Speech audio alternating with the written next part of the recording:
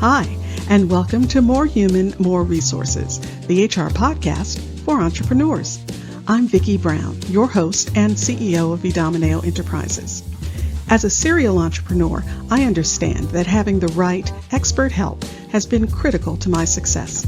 That's why I'm dedicated to telling you, in plain language, what's going on in the world of HR that might impact your business and what you need to do about it, with real actionable tips to help you master that list of must-dos and grow your leadership muscle. First things first, the information contained in this podcast is provided for general purposes only and is not to be considered legal advice. Your decision to adopt or not adopt any practice or procedure mentioned in this podcast is solely yours, and we bear no responsibility for the outcome. We urge you to always consult legal counsel and other appropriate licensed professionals. And with that, let's get into the show.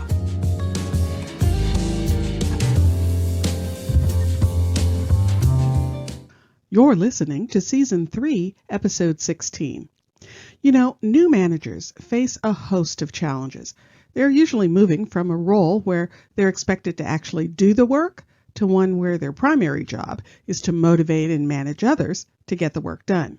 Don't fool yourself. That's a big shift. One of the biggest issues is the struggle to move out of the one-of-a-crowd role and into a management role. It's a pretty common challenge, but the good news is that it's not impossible to overcome. With the right mindset and approach, you can establish yourself as a manager and a leader and gain the respect and trust of your team. So here's some quick pointers. Establish clear boundaries. When you become a manager, it can be tough to adjust to your new role because you may have trouble setting clear boundaries between your old role as a team member and your new role as a manager. As a manager, you have different responsibilities and decision-making power than you did before. You're in a different role and with new accountabilities. Don't revert to being one of the crowd. If you want to be treated as a manager, you have to act like a manager. You don't have the flexibility to behave in all the same ways you did before you became a manager. You can't just, hang with the team and gossip. It's not appropriate and it undercuts your authority.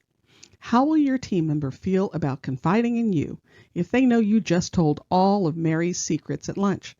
As a manager, you have to set yourself apart a bit. Now, I know it's not a fun message, but it's a necessary one. I've seen managers fail all too often because they lost their authority and the leadership role with their team. Communicate effectively. You have to establish clear lines of communication with your team members. This means you should make sure that everyone knows their roles and responsibilities and that they understand what's expected of them. Regular team meetings where you can discuss important topics and give updates on projects can be really helpful.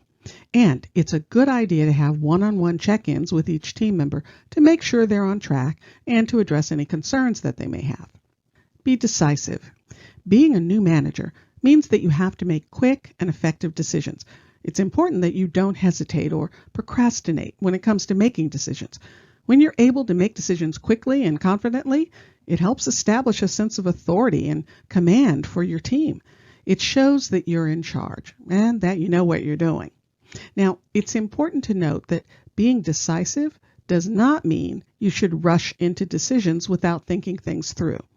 It's important to always consider the situation and weigh the pros and cons of different options before making a decision.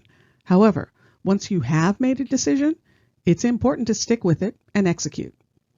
An important key to good decision making is knowledge. It's hard to make good decisions when you don't have all the information or don't know what options are available.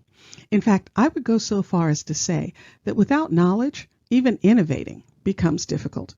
Sure, you can't possibly anticipate every problem that might ever come up, but you can be sure you're armed with as much knowledge as possible.